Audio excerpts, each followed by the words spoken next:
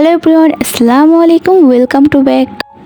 আজকে আমি একটি পেন্টিং করব এবং কি পেন্টিং করব চলুন শুরু করা যাক। প্রথমে আমি কালো আর সাদা রঙটিকে মিক্স করে ব্যাকগ্রাউন্ডটা কালার করে নিয়েছি।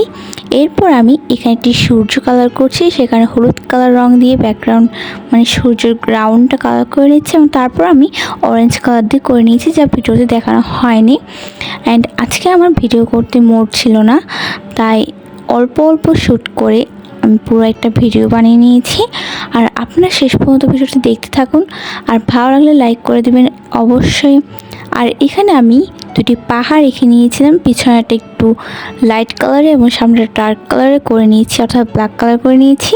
এরপর আমি ঘাস এঁকে ল্যাভেন্ডার ফ্লাওয়ার এঁকে নিচ্ছি। আর আপনাদের কার কার ল্যাভেন্ডার ফ্লাওয়ার অনেক অনেক পছন্দ বা ফেভারিট অবশ্যই কমেন্টে জানাবেন।